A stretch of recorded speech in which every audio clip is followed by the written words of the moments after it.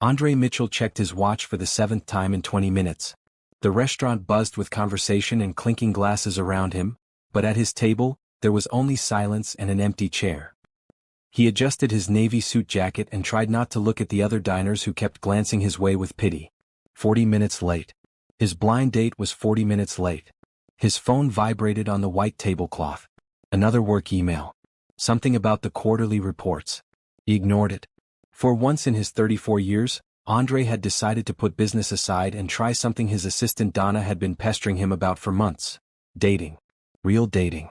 Not networking dinners disguised as dates or brief encounters with women who were more interested in his bank account than his personality.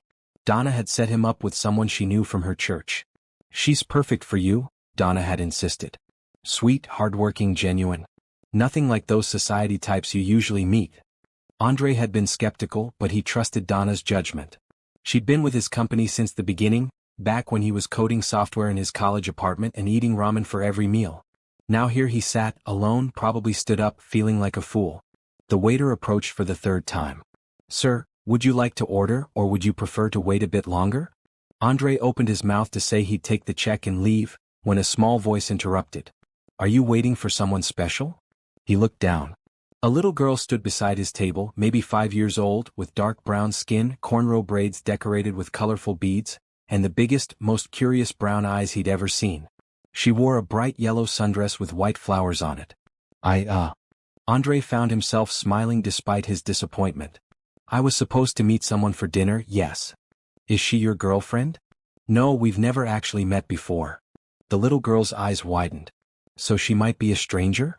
I suppose so. My mama says you should never talk to strangers. She said this very seriously, as if sharing important wisdom. Andre laughed. Your mama is right. But sometimes strangers become friends. And sometimes friends become family, the girl said, nodding like this was obvious. I'm Sophie. Now we're not strangers anymore. I'm Andre. It's nice to meet you, Sophie. Sophie climbed up into the empty chair across from him without invitation. Are you sad that your maybe girlfriend didn't come? He considered lying, giving some polite adult answer, but something about Sophie's direct gaze made him want to be honest. A little bit, yeah. I was looking forward to meeting her. Maybe she got lost. Or maybe she's helping someone. My mama is always late because she's helping people. She's a nurse. That sounds like a good reason to be late. Are you going to leave? Sophie asked, tilting her head. I was thinking about it. But what if she comes and you're gone? Then you'll both be sad. Andre blinked. Out of the mouths of children. You make a good point, Sophie. I know, she said confidently. I'm very smart. My teacher says so. For the next 10 minutes, Sophie entertained him with stories about her kindergarten class, her best friend Tyler who ate paste, and her pet goldfish named Rainbow. Andre found himself genuinely engaged, asking questions, laughing at her dramatic retellings. He couldn't remember the last time he'd had such an uncomplicated, honest conversation. Then Sophie leaned forward, her voice dropping to a whisper. Can I ask you something? Of course. Do you believe in love? Real love? The question caught him off guard. That's a pretty big question for someone so young. My mama says love is the most important thing in the whole world. She says it's bigger than money or jobs or anything. Do you think that's true? Andre thought about his own life. The companies he'd built, the money he'd accumulated, the success that everyone envied. And yet, he went home every night to an empty penthouse apartment. He couldn't remember the last time someone had asked him how his day was and actually cared about the answer. Yes, he said quietly. I think your mama is right. Sophie beamed. Good. Because mama needs someone who understands that. Before Andre could ask what she meant, a woman's voice called out across the restaurant, breathless and panicked. Sophie. Sophie, where are you? A beautiful African-American woman rushed into the dining room, her eyes scanning frantically. She wore a bright red dress that looked hastily thrown on, and her natural hair was pulled back in a clip with a few curls escaping around her face. Her expression was pure panic until her eyes landed on Sophie at Andre's table. The woman hurried over, relief and embarrassment flooding her features. I'm so sorry. She just disappeared. I turned my back for 1 second. She reached for Sophie's hand. Baby, you can't just walk away from mama like that. You scared me. But mama, I was talking to Andre. He's waiting for someone special. The woman's eyes lifted to Andre's face, and he saw the exact moment recognition dawned. Her mouth opened slightly, her cheeks darkening with a blush. "Oh no," she whispered. "Oh no. You're Andre. I'm Gabrielle. I'm your date. I'm so late. I'm so sorry." Andre stood up and he did something that surprised even himself. He smiled, pulled out the chair next to Sophie and said, "Please sit down. I'm just glad you made it. Have you ever been so late to something important that you thought all hope was lost? What would you have done in Gabrielle's position? Drop your thoughts in the comments below, and subscribe to hear what happens next in this unexpected love story." Gabrielle sank into the chair, her heart still racing from the panic of losing sight of Sophie and the mortification of being so impossibly late. She couldn't bring herself to fully look at Andre yet. This was supposed to be her first real date in 3 years, and she'd completely ruined it. "I can explain," she started, gripping her purse in her lap. "I work at Mercy General Hospital. I'm a nurse in the ER, and right as I was leaving my shift, a car accident victim came in. Critical condition. I couldn't just leave. They were short-staffed and I had to help stabilize him before I could go." She finally looked up at Andre and was surprised to see no anger in his face. Just patience and something that looked like understanding. "Then I rushed home to change," she continued, the words tumbling out. "My sister was supposed to watch Sophie, but she called me sick with the flu. I had no backup. No babysitter. I tried to call you, but I realized I only had your assistant's number, not yours directly. I couldn't just leave Sophie alone, so I thought maybe I could bring her and explain and you'd understand or at least not completely hate me, but then we hit traffic and the parking was impossible to find, and then Sophie ran ahead into the restaurant before I could stop her." Gabrielle took a breath, aware she was rambling. "I completely understand if you want to leave. This whole thing is a disaster. I'm so sorry I wasted your time." Andre glanced at Sophie, who was watching them both with intense interest, then back at Gabrielle. "Did the patient make it? The accident victim?" The question surprised her. "What? The person you stayed to help. Are they okay?" Gabrielle blinked. Yes, he's stable now. They got him to surgery." "Then you didn't waste any time at all," Andre said simply. "You saved someone's life. Everything else can wait for that." Tears pricked at Gabrielle's eyes unexpectedly. She'd been prepared for anger, for accusations that she wasn't serious about dating, for disappointment. "Not this. I already like your date, Mama," Sophie announced. "He said strangers can become friends and friends can become family." "Sophie, baby, use your inside voice," Gabrielle said softly, embarrassed. But Andre was smiling. "She's right. That is what I said." The waiter returned, looking relieved that the table was finally complete. They ordered, Sophie requesting chicken fingers with the confidence of someone who'd been dining out her whole life, though Gabrielle knew the truth was they rarely could afford restaurants like this. As they waited for the food, the conversation began to flow naturally. Andre asked about Gabrielle's work, and she found herself telling him about the challenges of emergency medicine, the patients who stayed with her, the moments of crisis and triumph. He listened intently, asking thoughtful questions that showed he was truly engaged. "What about you?" Gabrielle asked. "Donna said you run a tech company, but she was mysterious about the details." "Donna likes to keep my life private," Andre said with a slight smile. "I started a software company about 10 years ago.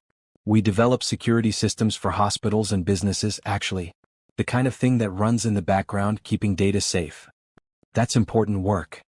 Not as important as what you do. I protect data. You protect actual human lives." Gabrielle felt her cheeks warm.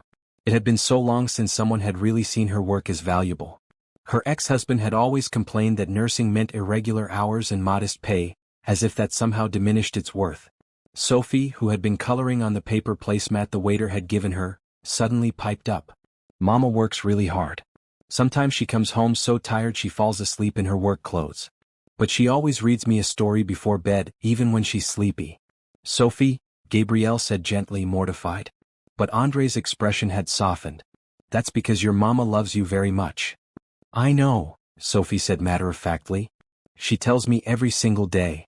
The food arrived and they ate together like they'd known each other for years instead of an hour. Sophie entertained them with more stories from school, and Andre surprised Gabrielle by engaging with her daughter as if she were a real person, not an inconvenience to be tolerated. He asked Sophie about her favorite subjects, about Rainbow the goldfish, about what she wanted to be when she grew up. "A doctor," Sophie declared. "Like Mama but different. Mama fixes people who are hurt. I want to fix people who are sad." "That's called a therapist or a counselor," Gabrielle explained. That's a beautiful dream, baby. Andre, are you ever sad? Sophie asked, with the bluntness only children possess. The question seemed to hit him somewhere deep. He set down his fork and considered it seriously. Sometimes, yes. Why? Sophie, that's personal, Gabrielle interjected. It's okay, Andre said. He looked at Sophie. I think sometimes I get sad because I spend a lot of time working, and not a lot of time with people who care about me. Does that make sense? Sophie nodded solemnly. You need more friends. I think you might be right. You can be friends with me and Mama, Sophie offered generously. We're good friends. We share our snacks and everything. Andre laughed, a real genuine laugh that transformed his whole face. Gabrielle felt something shift in her chest, a flutter of hope she'd been trying to suppress. As dinner wound down, Gabrielle reached for her purse to split the check, but Andre waved her off. Please let me. I insist. That's not fair. I was the one who was late. And you were late saving someone's life. I'm not going to let you pay on top of that. His tone was gentle but firm. Gabrielle wanted to argue, wanted to maintain her independence, but she also thought about her checking account and the stack of bills at home. Pride was expensive and sometimes grace meant accepting help. Thank you, she said quietly. That's very kind. Thank Donna. She was right about you. What did she say? That you were genuine. That's rare in my world. They walked out of the restaurant together, Sophie between them, holding both their hands. In the parking lot, under the glow of the street lights, Andre turned to Gabrielle. I know this wasn't the evening you planned, he said. But I'd like to see you again. Both of you if that's okay. Gabrielle's heart soared. Really? Really? Maybe somewhere more kid-friendly next time. What do you think, Sophie? Sophie jumped up and down. The aquarium. Can we go to the aquarium? Andre looked at Gabrielle, his eyes warm. The aquarium it is.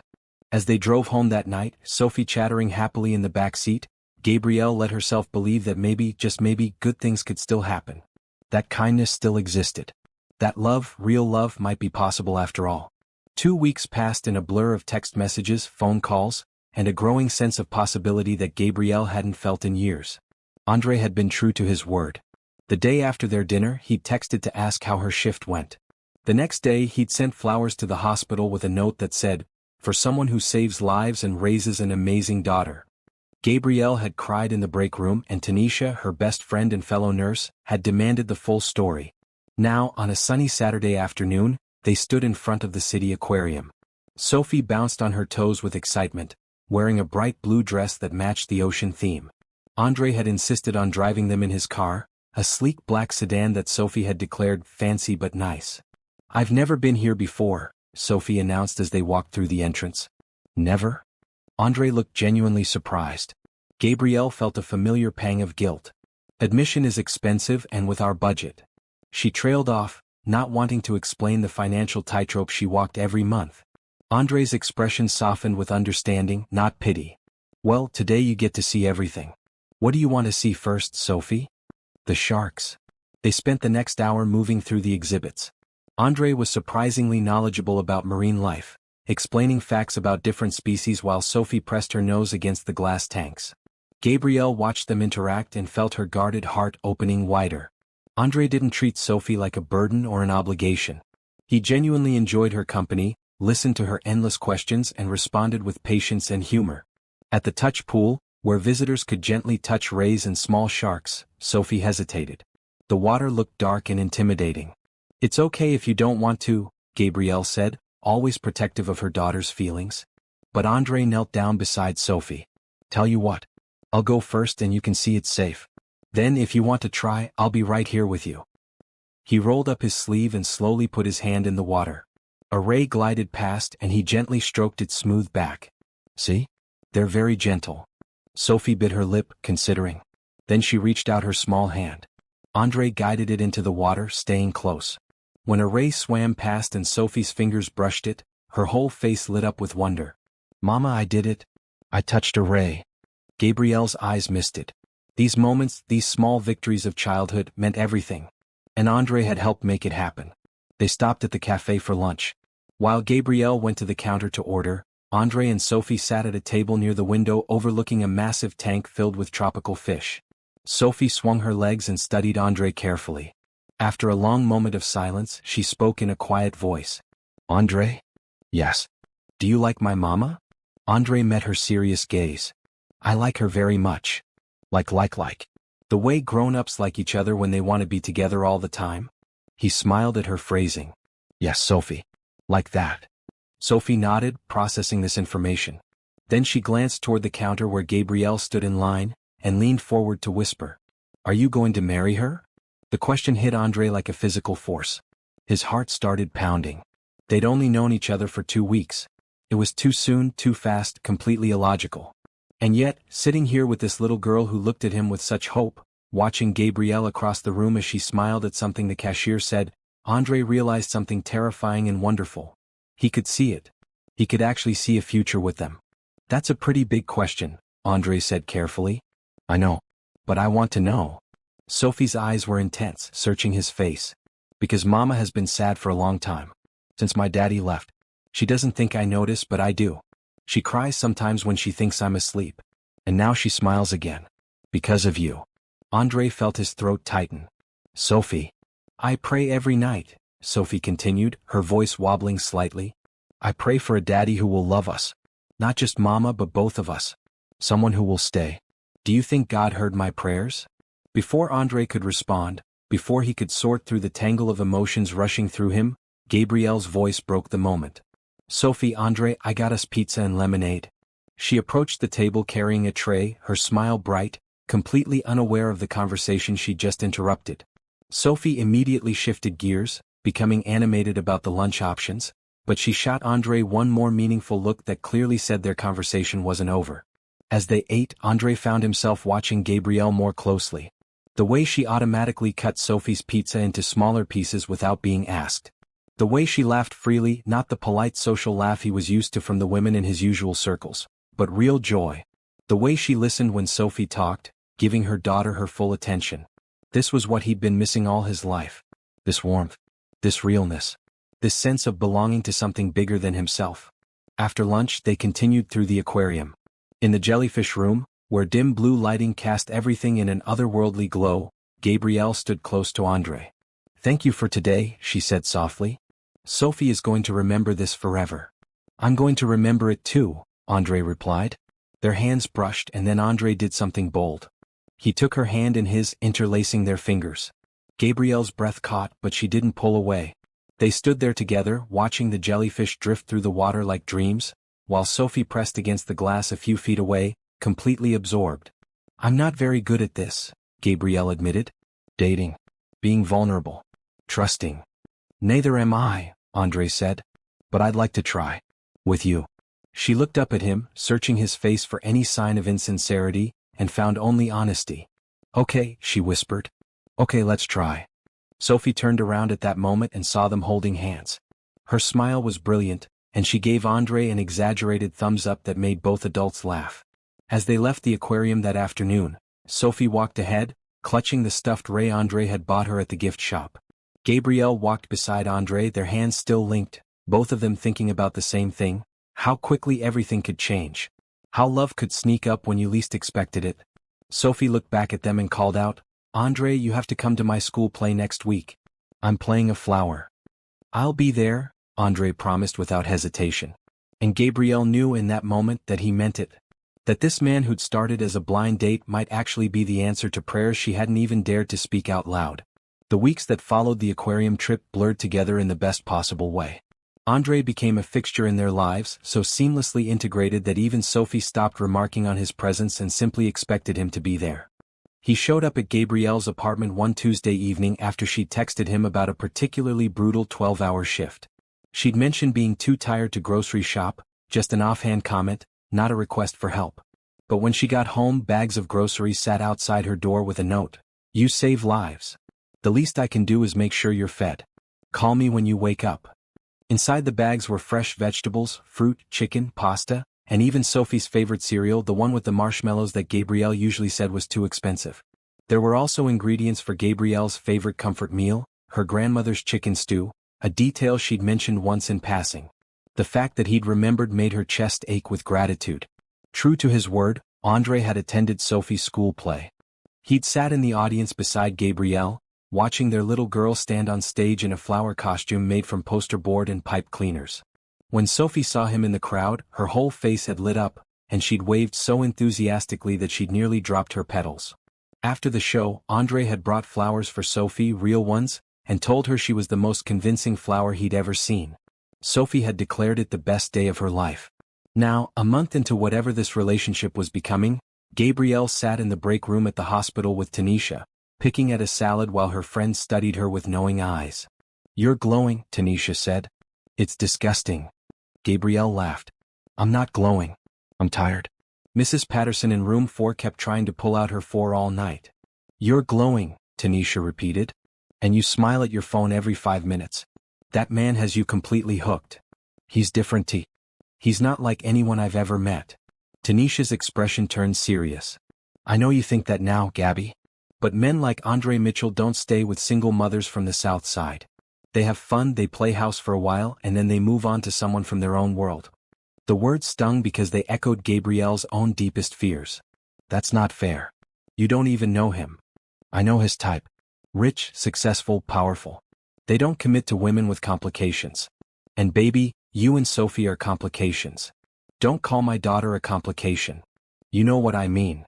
Tanisha reached across the table, taking Gabrielle's hand. "I'm not trying to hurt you. I'm trying to protect you. I saw what Robert did to you. I held you while you cried for months after he left. I just don't want to see you get hurt again." Gabrielle pulled her hand back gently. "Andre is not Robert. He shows up. He remembers things. He cares about Sophie, genuinely cares. He doesn't see her as an obstacle."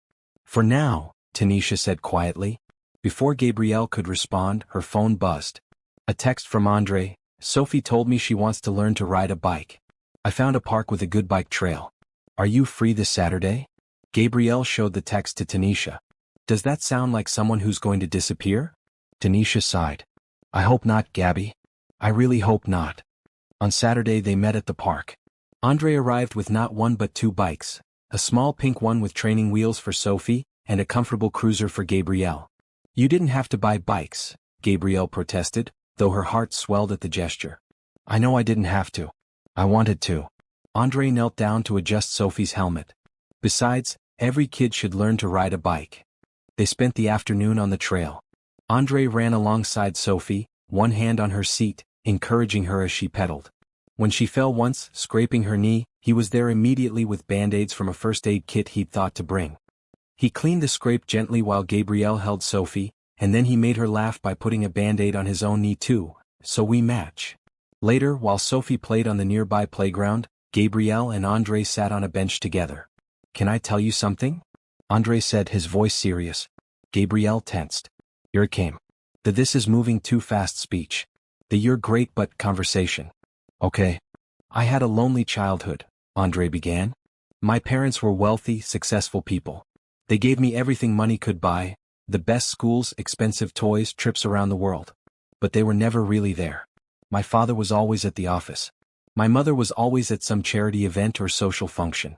I was raised by nannies and tutors."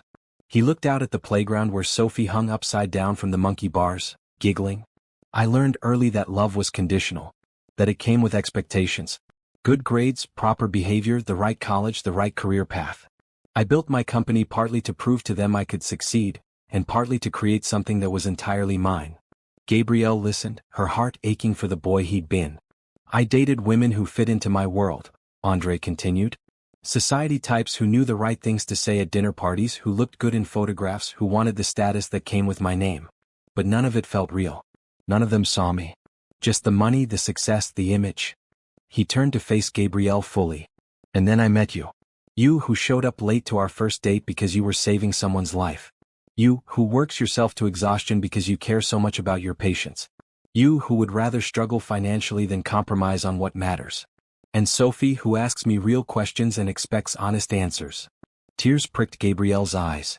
"Being with you too feels like coming home," Andre said softly. "For the first time in my life I feel like I belong somewhere. Like I'm part of something real. And I just need you to know that I'm not going anywhere. This isn't temporary for me. I'm all in." Gabrielle couldn't speak past the lump in her throat. She reached for his hand and held it tightly. "I'm scared," she finally admitted. "My ex-husband walked away the moment things got hard. The moment being a father became real and not just an idea. He said I chose Sophie over him like that was even a choice. He called me boring and said I'd given up on being desirable. And part of me believed him. Part of me still worries that I'm not enough. Andre lifted her hand to his lips and kissed her knuckles gently. You are everything. You're brilliant and strong and kind. You're an incredible mother. And you're absolutely beautiful. I have stretch marks and I'm tired all the time and my idea of a fun Friday night is watching kids' movies on the couch, Gabrielle said, trying to make light of her insecurities. That sounds perfect to me, Andre replied. Gabrielle, I don't want some polished, perfect woman who's performing all the time. I want you. Real, honest, beautiful you. And I want Sophie. I want bedtime stories and kindergarten plays and Sunday mornings making pancakes. I want the life you've built and I want to be part of it. Sophie ran over at that moment, breathless and happy. Can we get ice cream? Please? They got ice cream. They walked through the park as the sun started to set, Sophie between them holding both their hands. And Gabrielle let herself believe what Andre had said. Let herself trust just a little bit more that maybe this time love would stay. The envelope came on a Tuesday morning, slipped under Gabrielle's apartment door like a small bomb waiting to explode. She picked it up while getting Sophie ready for school, already running late for her shift. Mama, where's my blue backpack? Sophie called from her bedroom. Hanging in the closet, baby. Gabrielle opened the envelope, scanning the official letterhead. Her stomach dropped. Notice to vacate. The building had been sold to developers. All tenants had 30 days to find new housing. 30 days. Gabrielle's mind raced through her finances. She'd been saving for an emergency fund, but emergencies kept happening. Last month it was a root canal. The month before her car needed new brakes. The month before that Sophie needed new shoes because kids' feet grew impossibly fast. Her savings account had maybe $800. Not nearly enough for first month, last month, security deposit and moving costs. She looked around the small apartment. It wasn't much. One bedroom that Sophie had while Gabrielle slept on the pull-out couch. Old appliances that sometimes worked and sometimes didn't. Windows that let in drafts during winter. But it was theirs. It was safe. It was home. Mama, are you okay? Sophie appeared in the doorway, backpack on, sensing something was wrong with that eerie kid intuition. Gabrielle forced a smile. Everything's fine, baby. Let's get you to school. But everything wasn't fine. For the next week, Gabrielle searched apartment listings during every break at work. Everything in a safe neighborhood, near Sophie's school and close to the hospital, was at least $500 more per month than she currently paid. She could try to find something cheaper, but that meant worse neighborhoods, longer commutes, pulling Sophie out of her school. She didn't tell Andre. She didn't want him to think she was a charity case, didn't want to burden him with her problems. They'd been together for just over a month. Too soon to lean on him like this. Too soon to reveal how precarious her financial situation really was. But Sophie, bless her honest heart, told him anyway. They were at Andre's penthouse for dinner. Andre had insisted on cooking, which turned out to mean ordering ingredients and following a recipe while Sophie helped, by taste testing everything and Gabrielle supervised with growing affection. The apartment was stunning, all floor-to-ceiling windows and modern furniture and artwork that probably cost more than Gabrielle made in a year. But Andre moved through it like it was just a house, not a showpiece. We have to move, Sophie announced while setting the table, placing forks with intense concentration. Andre looked up from the pasta he was stirring. Move where? Mama's looking at apartments. But they're all too expensive or too far away or in bad neighborhoods. Sophie said this matter-of-factly, not understanding she was revealing anything private. Gabrielle's face flushed. Sophie, that's not dinner conversation. But Andre had already put down the spoon and turned to face her. Your building is making you leave? There was no point in lying now. They sold it to developers. We have 3 more weeks to find something. Why didn't you tell me? Because it's not your problem. Gabrielle kept her voice even, though frustration bubbled underneath. I can handle it. I'm not saying you can't handle it. I'm asking why you didn't tell me. Because I don't need rescuing Andre. I've been taking care of Sophie and myself for 3 years. I'll figure this out. The air between them felt tense for the first time since they'd met. Sophie looked between them with worried eyes. Andre took a breath, choosing his words carefully. I have properties. Several of them. Investment properties that I rent out. One of them is vacant right now. A townhouse in Riverside, near Mercy General. 3 bedrooms, small yard, safe neighborhood. I'd like you and Sophie to stay there. Gabrielle shook her head immediately. I can't afford. I'm not asking you to pay rent. Absolutely not. Gabrielle. Andre moved closer. This isn't about charity. I have a vacant property that I'm paying mortgage and taxes on anyway. You and Sophie need a safe place to live. This is a practical solution. It's you taking care of me because you feel sorry for me. It's me helping the woman I care about and her daughter because I can. Because I have resources and you need them. His voice was firm but gentle. Why is accepting help so difficult for you? Because people help until it's inconvenient. Until they can hold it over you. Until they decide you're not worth it anymore. Andre cupped her face in his hands, making her look at him. I'm not those people. Let me help. Please. Not because I pity you but because I love you. The words hung in the air. Sophie gasped softly. Gabrielle's eyes filled with tears. You love me? Yes, Andre said simply. I love you. I love Sophie. I love the life we're building. And part of loving someone means being there when they need help. So please let me do this. Move into the townhouse. Stay as long as you need rent-free until you're settled and secure. Let me be someone you can count on. Gabrielle thought about Tanisha's warnings. About her own fears. About pride and independence and all the walls she'd built to protect herself and Sophie from being hurt again. And then she thought about Sophie needing a safe home. About the opportunity to save money for once instead of just surviving month to month. About the man standing in front of her, looking at her with nothing but love and sincerity. Sometimes strength meant accepting help. Sometimes trust meant lowering your guard. Okay, she whispered. Okay, we'll take your offer. Thank you. Andre pulled her into his arms and she let herself lean into his strength. Sophie crashed into both of them, wrapping her arms around their legs. Does this mean I get my own room? Sophie asked, her voice muffled against their legs. Andre laughed. Yes, you get your own room. And Mama gets her own room too? Yes. And where will you sleep? Sophie asked innocently. Both adults pulled back, faces flushed. Andre has his own home, baby, Gabrielle explained. Oh. Sophie considered this. But can he visit lots? As much as your mama will let me, Andre promised. The following Saturday, Andre showed up with a moving truck, despite Gabrielle insisting they didn't have that much to move. He'd brought friends from his office to help, 3 men who treated Gabrielle with friendly respect and kept Sophie entertained while they loaded boxes. The townhouse was beautiful. Hardwood floors, updated kitchen, big windows that let in natural light. Sophie ran through it shrieking with joy, claiming the bedroom with lavender walls as hers. Gabrielle stood in the master bedroom, twice the size of the entire apartment she'd been living in, and cried. Andre found her there. Good tears or bad tears? Good tears. Overwhelmed tears. She turned to him. This is too much. It's exactly what you deserve. He wrapped his arms around her waist. You and Sophie deserve safety and comfort. You deserve a home, not just a place to sleep. Please let me give this to you without guilt. Gabrielle nodded against his chest. I'm still going to pay you back someday. There's nothing to pay back. But if it makes you feel better, we can talk about rent once you're settled and have rebuilt your savings. Fair? Fair.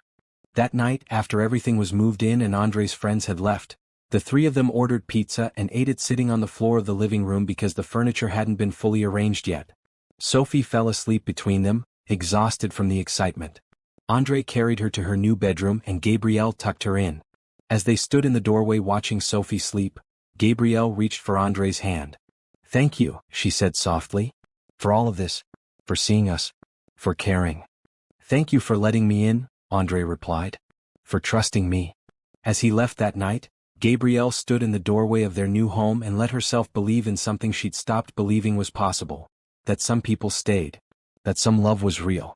That sometimes accepting help wasn't weakness but wisdom. The invitation arrived by courier, a formal card with embossed gold lettering. Andre's company was hosting its annual charity gala, benefiting children's hospitals across the city. At the bottom in Andre's handwriting, please come.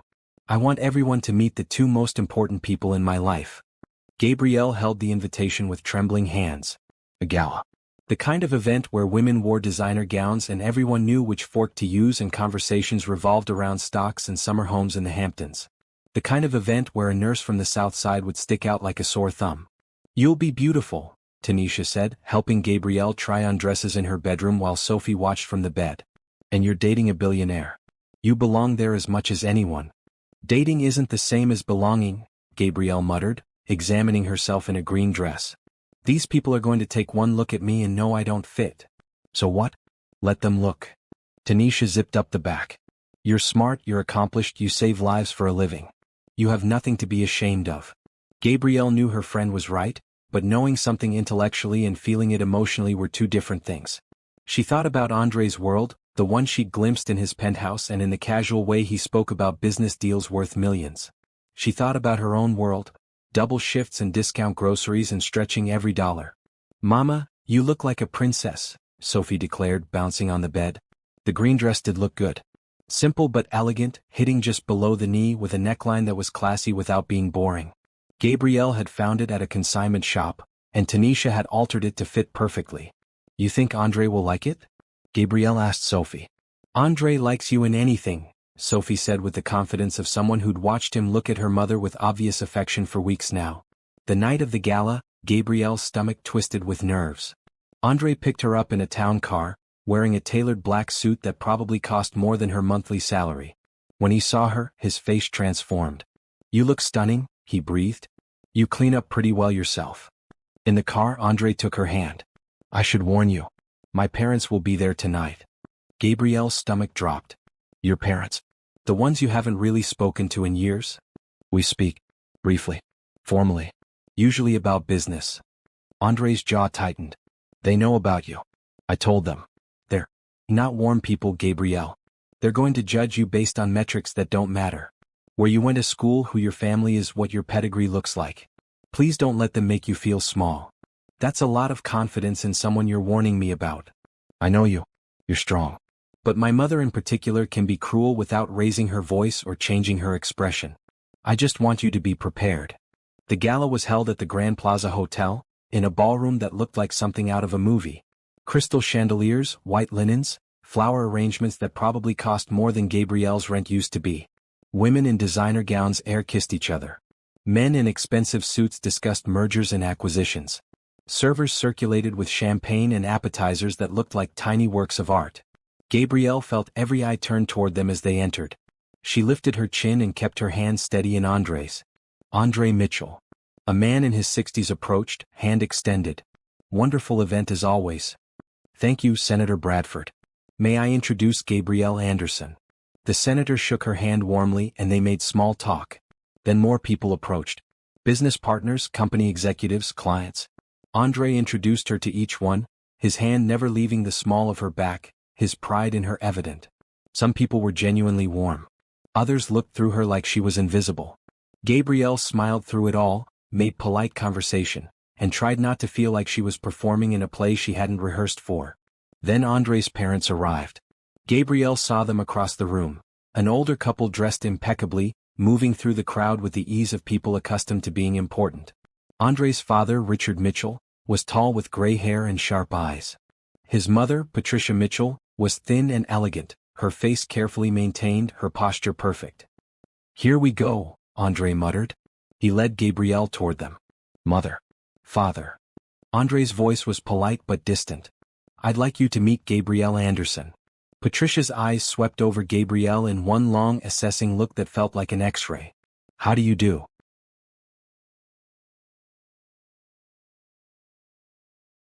Not a question.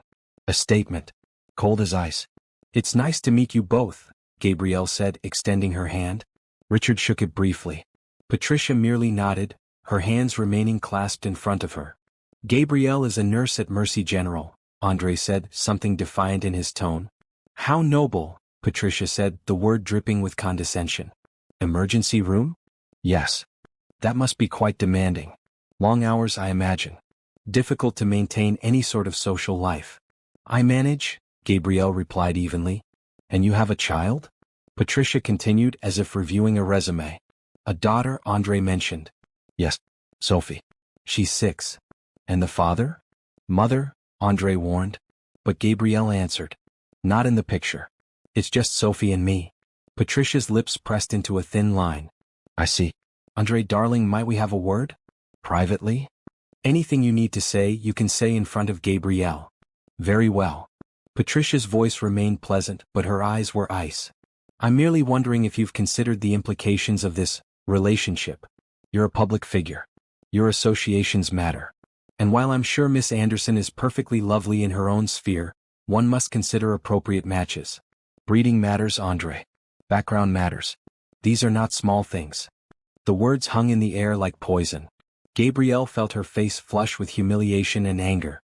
Before Andre could respond, a small clear voice cut through the tension. "Excuse me." Everyone turned. Sophie stood there, wearing her yellow dress from the aquarium trip, holding hands with Tanisha, who'd agreed to bring her for the last hour of the event so she could see Mama looking like a princess. Sophie walked right up to Patricia Mitchell, looking up at her with those big, serious eyes. "My name is Sophie," she announced. "You're Andre's mama, right?" Patricia looked down at the child, clearly not expecting to be addressed. "I am. I heard what you said about my mama." Sophie's voice didn't waver. "And that wasn't nice. My mama works really hard. She saves people's lives. She's smart and kind and she's the best mama in the whole world. And Andre is lucky to have us. Not the other way around." The entire conversation area had gone silent. People were staring. Patricia's face flushed. "Young lady, you should not be listening to adult conversations. And you shouldn't say mean things about my mama," Sophie shot back. "Just because you have fancy clothes doesn't mean you have a fancy heart." Gabrielle moved to intercept, mortified and proud in equal measure. "Sophie, baby, that's enough." But Andre stepped forward first. He knelt down to Sophie's level. "Thank you for defending your mama. She's lucky to have you." Then he stood and faced his mother directly. "Sophie is right. Gabrielle and Sophie are the most important people in my life. They've shown me what real love looks like, what real family looks like. And if you can't respect them, then we have nothing more to say to each other." He took Gabrielle's hand and Sophie's hand. "We're leaving." Richard spoke for the first time. "Andre, don't be rash." "I'm not being rash. I'm being clear." Andre looked at both his parents. "I've spent my whole life trying to earn your approval, trying to measure up to standards that have nothing to do with actual worth. I'm done. Gabrielle and Sophie accept me exactly as I am. They love me not for my money or my status but for me. That's real. That matters. And if you can't see that, then I feel sorry for you." They walked out of the ballroom together. In the lobby, Gabrielle finally let herself breathe. "I'm so sorry," she said. "Sophie, you can't just say things like that to people." But Andre was laughing. Actually laughing, his shoulders shaking with it. "That was the most magnificent thing I've ever witnessed. Sophie, you're my hero." Sophie beamed. "She was mean. She was. And you were brave." Andre lifted Sophie up, hugging her.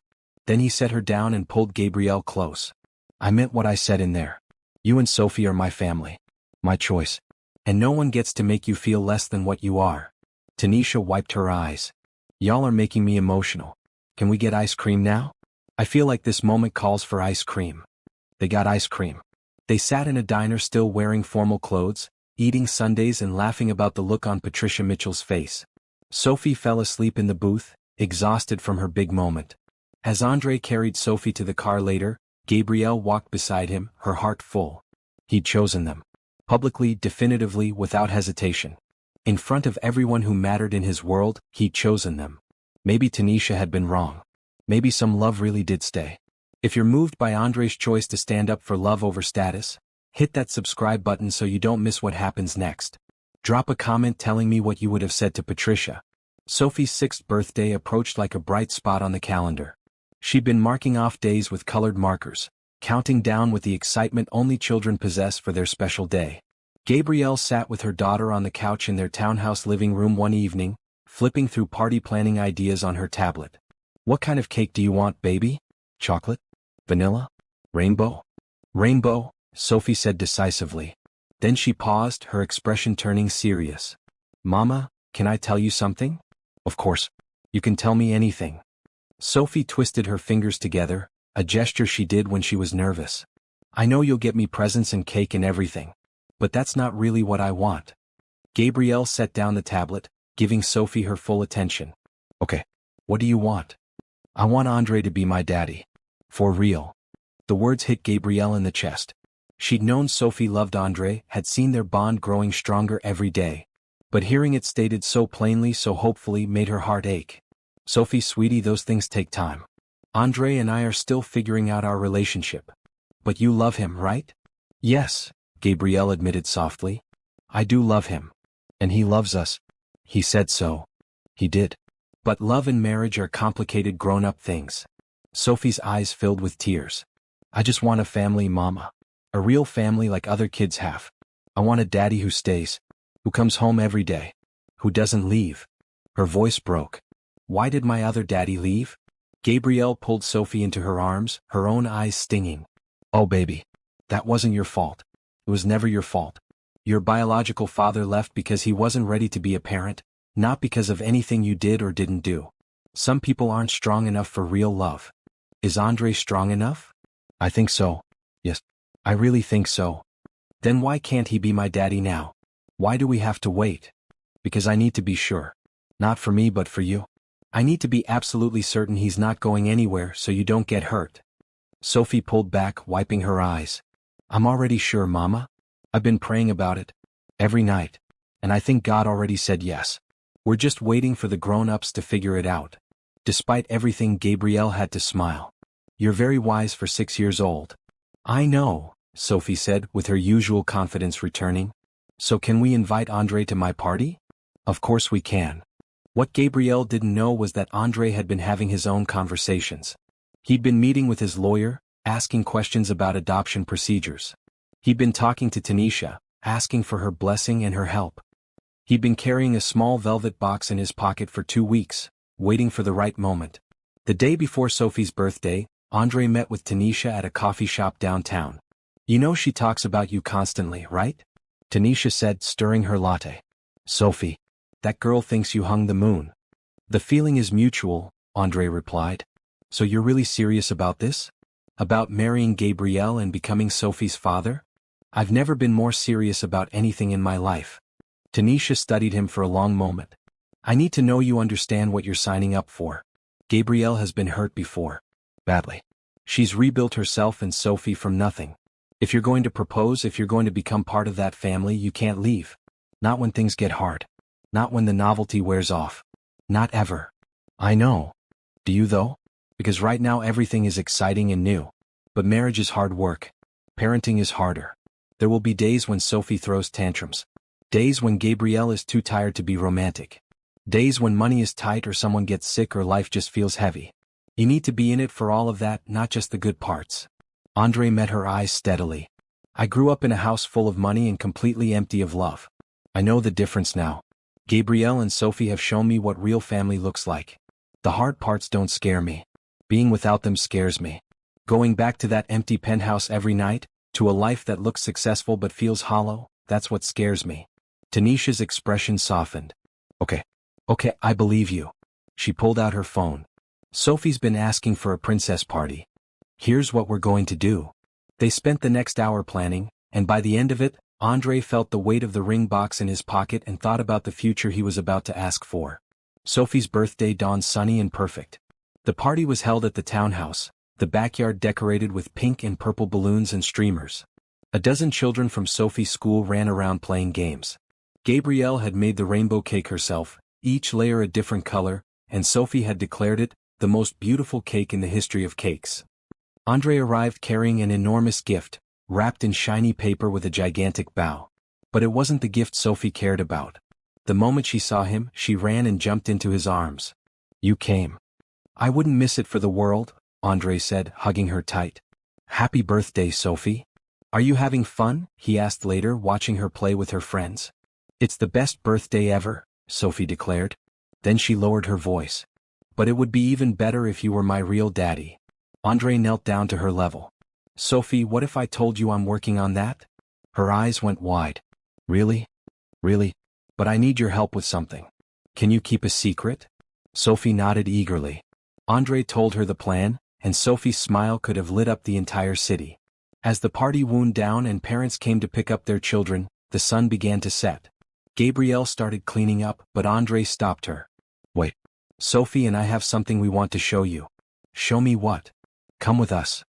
He led her to the backyard where Sophie stood waiting. Behind her, Andre had set up a small projector and screen. As Gabrielle watched, confused, a slideshow began to play. Pictures of the three of them over the past few months. At the aquarium. At Sophie's school play. Moving into the townhouse. Making pancakes on Sunday mornings. Sophie's face covered in ice cream. Gabrielle laughing at something Andre had said. Andre teaching Sophie to ride her bike. Each picture showed a family. Not a perfect family, not a traditional family, but a real one. Built on choice and love and showing up day after day. The last slide was simple text. Will you let me be part of this family forever? Gabrielle turned, tears already streaming down her face, and found Andre on one knee. Sophie stood beside him, bouncing with barely contained excitement. Gabrielle, Andre said, his voice thick with emotion. You and Sophie have given me everything I didn't know I was missing. You've shown me what home feels like. What love feels like.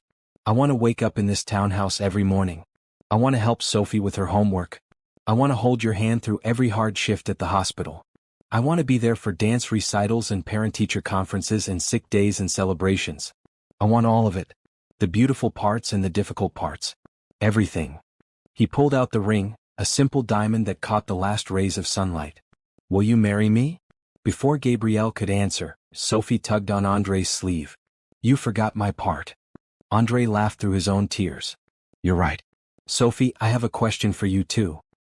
He looked at the little girl who'd walked up to his table months ago and asked if he was waiting for someone special. The little girl who'd asked him if he believed in love. The little girl who'd prayed every night for a daddy who would stay. Sophie Anderson, would you let me be your father? For real and forever? Sophie launched herself at him, wrapping her arms around his neck. Yes. Yes, yes, yes. Gabrielle was sobbing now, happy tears that she didn't try to hide. Andre stood, still holding Sophie with one arm, and reached for Gabrielle with the other. Is that a yes? He asked softly. Yes, Gabrielle managed. Yes, I'll marry you. Andre slipped the ring onto her finger, and then the three of them stood together in the backyard as the stars began to appear overhead. A family. Not by biology or tradition but by choice. By love that showed up and stayed. Sophie looked up at both of them. This is my real birthday wish. The one I didn't tell anyone. It's my wish too, Gabrielle whispered. Mine too, Andre added. And there, surrounded by the remnants of a birthday party, with cake crumbs on the table and balloons tied to chairs, a family was made official. Not by ceremony yet but by promise. By three people choosing each other and meaning it. The engagement brought a whirlwind of happiness. Gabrielle wore her ring proudly at the hospital, showing it off to Tanisha, who'd pretended to be surprised even though she'd helped Andre plan everything. Girl, he got down on one knee in front of Sophie? Tanisha had squealed. That man is the real deal. But with the excitement came logistics. They needed to plan a wedding. More importantly, they needed to figure out their future together in practical terms. One evening, about 2 weeks after the proposal, Andre and Gabrielle sat together after putting Sophie to bed. They curled up on the couch with wedding magazines spread across the coffee table. What kind of wedding do you want? Andre asked, genuinely curious. Small, Gabrielle said immediately. Nothing like that gala. Just close friends and family. Maybe in a garden somewhere or even here in the backyard. Andre smiled. That sounds perfect. When were you thinking? Maybe 6 months from now? Gives us time to plan but not so long that we're waiting forever. She paused. Is that too soon? It's not soon enough, Andre said, kissing her forehead. I'd marry you tomorrow if you wanted. Sophie wants to be the flower girl. She's been practicing walking slowly and throwing petals. Of course she does. Andre laughed. Have you thought about after the wedding? About work? Gabrielle tensed slightly. What do you mean?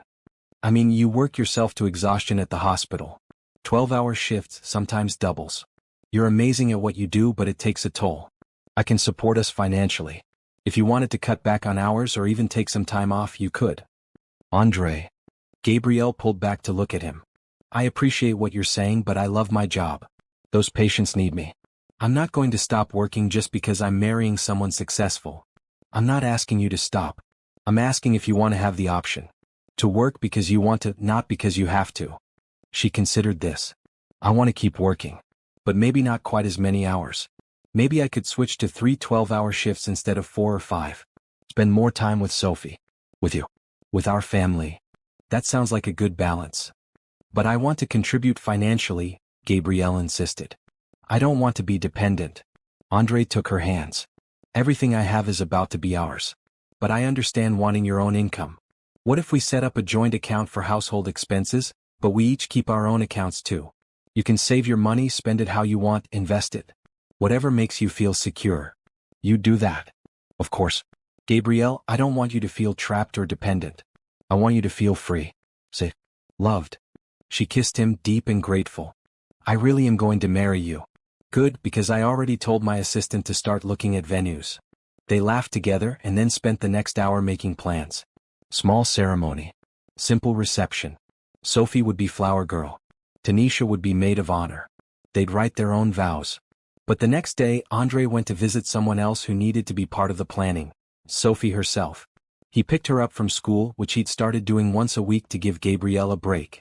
Sophie bounced out of the building, her backpack almost as big as she was, her face lighting up when she saw him. Andre, guess what? I got a gold star in reading today. That's amazing. I'm so proud of you. Andre knelt down to give her a high five.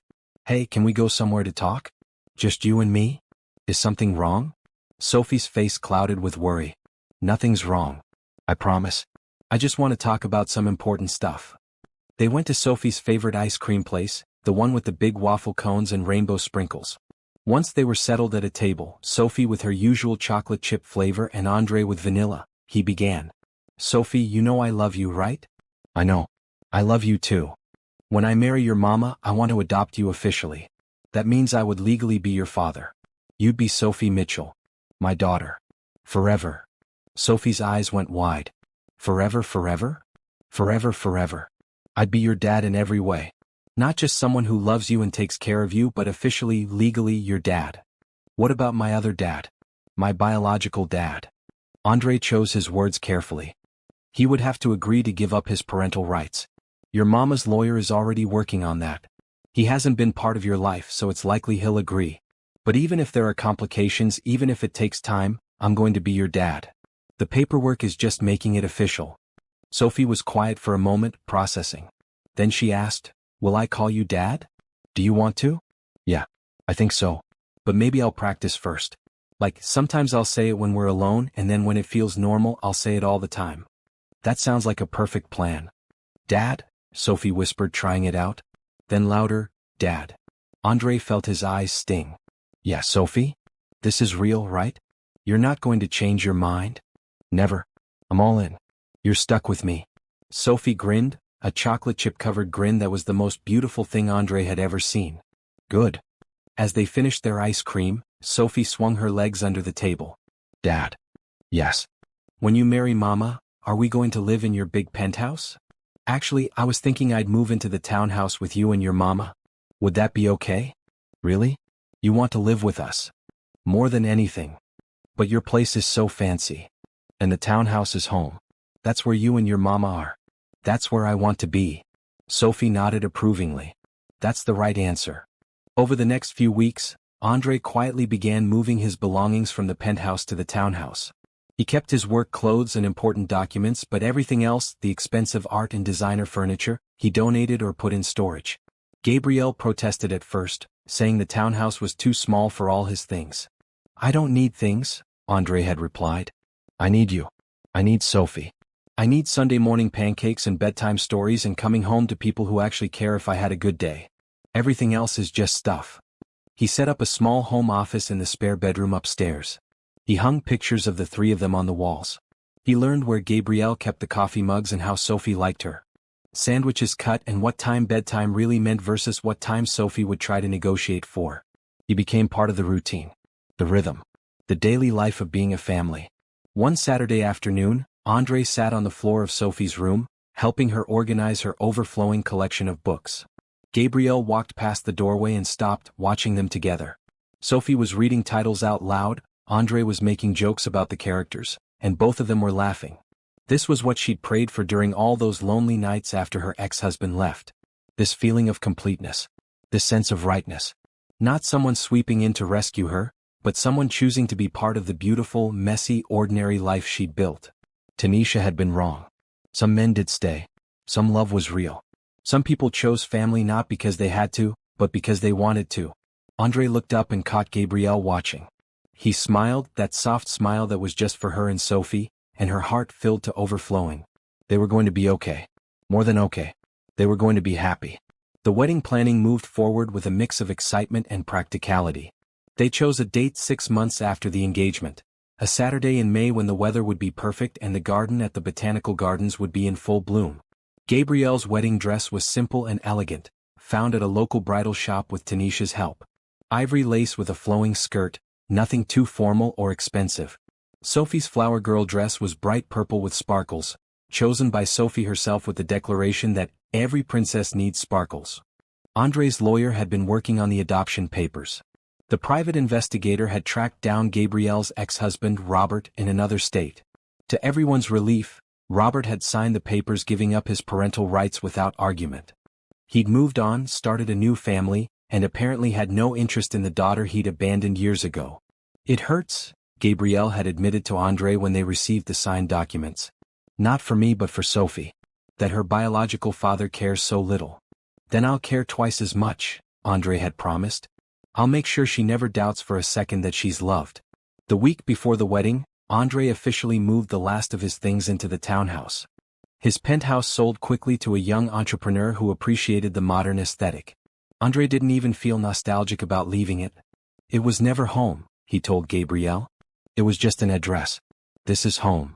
The night before the wedding, tradition dictated they should sleep separately. Tanisha insisted on taking Gabrielle and Sophie to her apartment for a girls' night, complete with face masks, movie marathons and wedding day preparations. "Are you nervous, Mama?" Sophie asked as Tanisha painted her toenails a sparkly pink. "A little," Gabrielle admitted. "But good nervous. Excited nervous." "Dad's probably nervous too," Sophie said casually. It was the first time she'd called him Dad in front of anyone else. Tanisha and Gabrielle exchanged glances. "Yeah, baby? It feels natural to call him that now." "Yeah, he's my dad. For real." Sophie said it with such certainty, such confidence, that Gabrielle felt tears prick her eyes for the 100th time that week. Meanwhile, Andre spent the evening with a few close friends from work and his lawyer, Marcus, who'd become something of a friend during all the adoption proceedings. They gathered at a sports bar, nothing fancy, just good food and conversation. "Tomorrow you're going to be a married man with a daughter," Marcus said, raising his beer. "How does it feel?" "Terrifying," Andre admitted. "In the best possible way. I keep thinking about everything that had to happen for me to meet them. The blind date I almost canceled. Gabrielle being late because she was saving someone's life. Sophie walking up to my table. All these little moments that could have gone differently." "Sounds like fate," one of his co-workers said. "Sounds like grace," Andre replied. "I don't think I deserve them, but I'm going to spend every day trying to be worthy of them." "They're lucky too, you know," Marcus pointed out. "You could have walked away that night at the restaurant. Could have decided a single mother was too complicated. Could have kept your distance. But you chose to stay, to show up, to be present. That's not nothing." Andre thought about this. About all the times he could have held back, protected himself, kept his heart guarded. And how glad he was that he hadn't. The wedding day dawned clear and beautiful. Gabrielle woke up in Tanisha's guest room with Sophie snuggled against her. "Today's the day, Mama," Sophie whispered. "Today's the day, baby."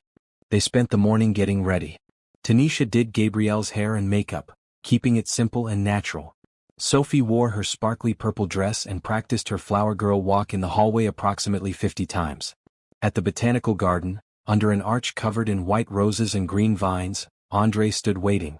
He wore a navy suit with a green tie that matched Gabrielle's eyes. His hands were shaking slightly. When the music started and Gabrielle appeared at the end of the aisle, Andre forgot to breathe. She was beautiful, yes, but more than that, she was real. Walking toward him with Sophie by her side, both of them smiling, both of them his family. Sophie walked ahead, throwing rose petals with intense concentration and waving at friends in the small gathering of chairs. When she reached Andre, she looked up at him and whispered, "Don't cry, Dad." But Andre was already crying, just a little, as Gabrielle reached him and took his hands. The ceremony was short and meaningful. They'd written their own vows, and when it was Gabrielle's turn to speak, her voice was steady and clear. "Andre, you came into my life when I'd stopped believing in fairy tales. You showed me that love doesn't always look like what we expect. Sometimes it looks like showing up late to a first date because you're saving someone's life, and the person waiting doesn't leave. Sometimes it looks like choosing to see potential in a single mother and her 6-year-old daughter instead of complications. Sometimes it looks like becoming a family not because you have to, but because you want to. I promise to love you, support you, and be your partner in everything. Thank you for choosing us." Andre's vows were equally heartfelt. "Gabrielle, I've been successful in business, but I was failing at life until I met you. You taught me what matters. You taught me that showing up is more important than showing off. That love is measured not in grand gestures but in daily choices to be present. I promise to show up every day for the rest of our lives. For you, for Sophie, for the family we're building. You are my home." When the officiant pronounced them married, André kissed Gabrielle softly, then picked up Sophie and hugged both of them. The small gathering cheered. At the reception held in the garden's event space, they ate cake and danced and celebrated. Sophie gave a speech that she'd written herself, reading carefully from a piece of paper. "My mama and my dad are getting married and I'm very happy. My dad is nice and he helps with homework and he doesn't get mad when I spill things. My mama is the best mama in the world. And now we're all a family." The end. The guests laughed and applauded. André lifted Sophie onto his shoulders so she could see everything. Later, during the first dance, Gabrielle rested her head on André's chest.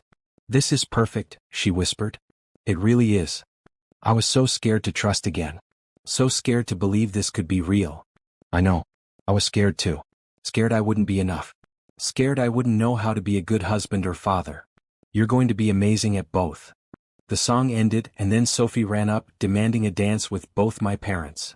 So they danced together, the three of them, surrounded by people who loved them and had supported their journey. That night, after the reception ended and they returned to the townhouse, they tucked Sophie into bed together. "Best day ever?" André asked her. "Best day ever," Sophie confirmed, already half asleep. In their own bedroom, Gabrielle and André sat together on the edge of the bed, still in their wedding clothes. "We did it," Gabrielle said. "We're actually married." "We're actually married," André repeated, like he was testing out the truth of it. "Are you happy?" "Happier than I've ever been in my life." They changed out of their wedding attire and got ready for bed. As they lay together in the dark, André pulled Gabrielle close. "Thank you," he whispered. "For what?" "For being late to our first date. For giving me a chance. For letting me love you and Sophie. For making me part of this family. Thank you for waiting at that restaurant. For seeing potential in us. For choosing to stay." They fell asleep holding hands, both of them grateful for every moment that had led them here. 4 blind dates and late arrivals and little girls who asked big questions. 4 love that chose to show up and keep choosing day after day. 6 months into their marriage, life had settled into a beautiful rhythm. André had indeed moved completely into the townhouse, transforming it from Gabrielle and Sophie's space into truly theirs. He'd added a basketball hoop in the driveway for impromptu games with Sophie. He'd planted a small vegetable garden in the backyard because Gabrielle had mentioned once that she'd always wanted one. He'd built Sophie a bookshelf shaped like a castle for her ever-growing collection of books. More importantly, he'd kept every promise he'd made. He left work at 5 o'clock every day no matter what to have dinner with his family. He attended every parent-teacher conference and school event. He learned to braid Sophie's hair, though his attempts were admittedly messier than Gabrielle's. He'd become an expert at bedtime stories, doing different voices for all the characters. The adoption had been finalized 2 months after the wedding. The day they went to court, Sophie had worn her nicest dress and practiced writing Sophie Mitchell on a piece of paper 50 times. When the judge declared the adoption official, André had cried openly. Sophie had climbed into his lap and said, "Don't cry, Dad. This is happy." Now, 7 months pregnant with their son, Gabrielle moved more slowly but no less purposefully through her life. She'd cut back to 3 shifts a week at the hospital, and with André's encouragement she'd also started teaching at a nursing program part-time, passing on her expertise to the next generation of emergency room nurses. "You're amazing with those students," André told her one evening as they prepared dinner together. "They're lucky to learn from you." "I love teaching," Gabrielle admitted. "I never thought I'd want to do anything besides hands-on patient care, but this feels important too. Different but important." André had kept his promise to fund a nursing scholarship program in Gabrielle's name. Every year, 5 students from underserved communities received full tuition and stipends to pursue nursing degrees. The first cohort had just started, and Gabrielle had been invited to speak at their orientation. "You've saved more lives than I ever will with my security software," André said, kissing her forehead. "And now you're helping others save even more. That matters." Sophie burst into the kitchen carrying a drawing. "Look what I made at school. It's our family."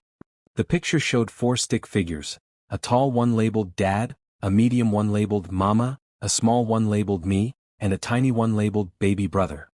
"That's beautiful," Gabrielle said, admiring it. "Should we put it on the refrigerator?" "Yes. right in the middle where everyone can see. As Sophie carefully arranged the drawing among the other artwork, photos, and important papers covering the refrigerator door, André and Gabrielle exchanged a look. This was their life now. Refrigerator art and family dinners and the organized chaos of a home filled with love. André's company had continued to grow. He'd promoted several key employees and had started working from home 2 days a week to be more present. He'd also started a program at his company offering flexible schedules for parents, inspired by his own experience of trying to balance work and family.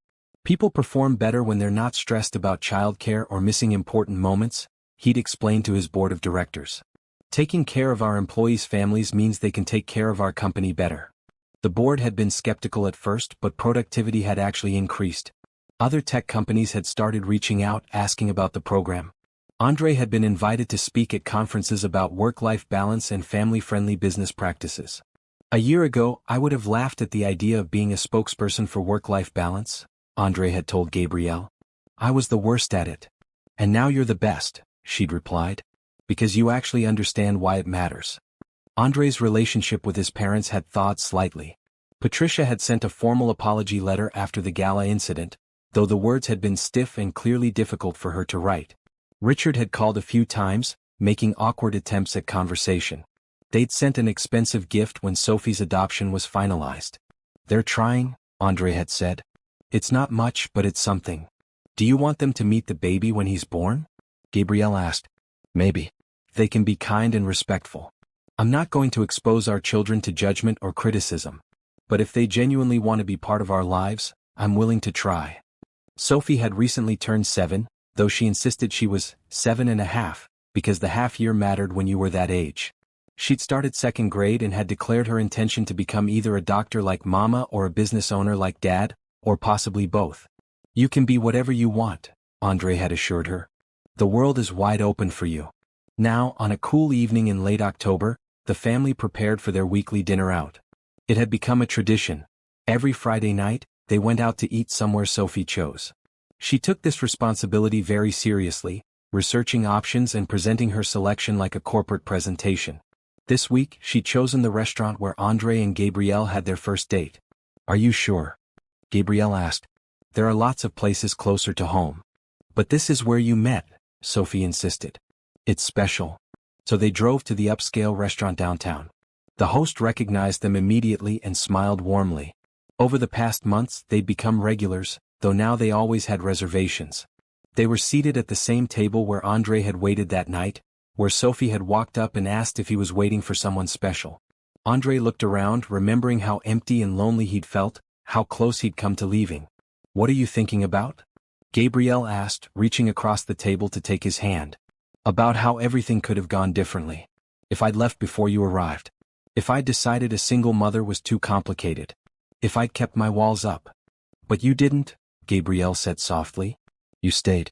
You chose us. Best decision I ever made. Sophie looked between them. Tell me the story again. About the first time you met. They'd told her the story dozens of times, but she never tired of hearing it. So André and Gabrielle took turns narrating their first meeting, Sophie interjecting with her own memories of that night. And then you walked right up to André's table, Gabrielle said, even though I told you to stay close to me. But I knew he was nice, Sophie said. I could tell. You could tell, huh? André smiled. Yeah. You had kind eyes. And you listened to me like I was a real person, not just a kid. You are a real person, André said seriously. One of the most real people I know. The waiter approached to take their order. As they waited for their food, Sophie pulled out a piece of paper from her pocket. I have to tell you both something important, she announced. Okay, Gabrielle said, intrigued. Sophie unfolded the paper and read carefully. I've been thinking a lot about being a big sister. When baby brother arrives, I'm going to teach him important things. Like how to be brave and how to share and how to ask good questions. I'm also going to tell him how lucky he is to have a mama and dad who love each other and stay together. Her voice wavered slightly on the last part. Even now, echoes of her biological father's abandonment still surfaced sometimes. André moved his chair closer to Sophie's. And we're going to tell him how lucky we all are to have you. The brave, smart, kind girl who asked me if I believed in love when I'd almost forgotten that I did. I changed your life, Sophie said. It wasn't a question, just a statement of fact. Yes, you did. You and your mama both. The food arrived and they ate together, talking and laughing. Gabrielle felt the baby kick, and she guided Sophie's and Andre's hands to her belly so they could feel. He's strong, Sophie declared. Just like his mama and his sister, Andre said. After dinner they walked outside. The night was clear, stars visible despite the city lights. Sophie walked between her parents, holding both their hands, a position she'd claimed as her own. As they approached the car, Sophie suddenly stopped. Wait. I want to ask you both something. What is it, baby? Gabrielle asked. Sophie looked up at Andre seriously. Dad, do you remember the question I asked you that day at the aquarium? When Mama went to get lunch. Andre's heart skipped. I remember. You never really answered. You said we'd talk about it later. Sophie took a breath. Are you going to stay with us forever? The question hung in the autumn air. It was the same question really that she'd been asking in different ways since the day they met. The question every child who'd been left behind needed answered over and over until they could finally believe it. Andre knelt down so he was eye level with Sophie. Yes. Forever and ever. There is nothing that could make me leave. No argument, no difficulty, no amount of time. I'm your dad. That's forever. What if you and Mama fight? Then we'll work it out because that's what families do. What if I do something bad? Then we'll deal with it together because I love you no matter what. What if? Sophie's voice dropped to a whisper. What if you just change your mind one day? Andre pulled her into his arms. I won't. Sophie, I legally adopted you. That means according to the law, I'm your father just as much as if you'd been born to me. But more than that, I chose you. I choose you every day. And I will keep choosing you every day for the rest of my life. Sophie buried her face in his shoulder. Promise? I promise. On everything I have. On everything I am. I promise. When they finally pulled apart, both of them had tears on their faces. Gabrielle was crying too, one hand on her pregnant belly, the other wiping her eyes. Okay, Sophie said, nodding. Okay, I believe you. And in that moment something shifted. A last piece of fear and doubt fell away, replaced by certainty. By trust. By the knowledge that this family, this love, was real and permanent.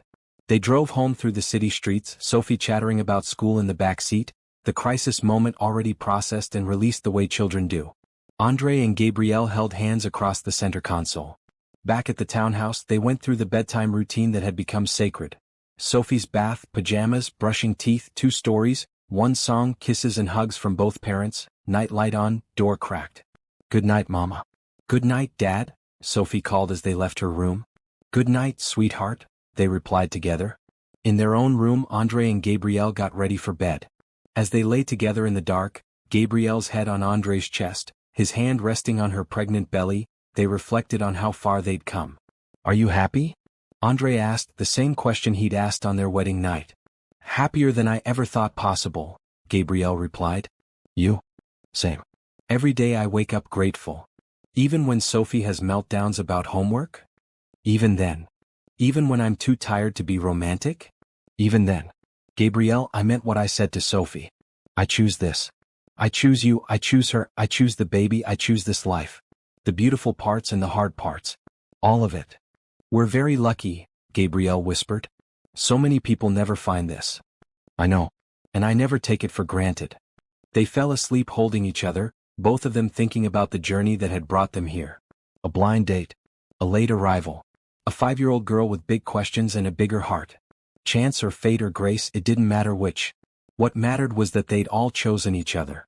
The next morning, Sophie crawled into their bed at dawn, a weekend ritual they'd established. She snuggled between them and they lay there together as the sun rose through the windows.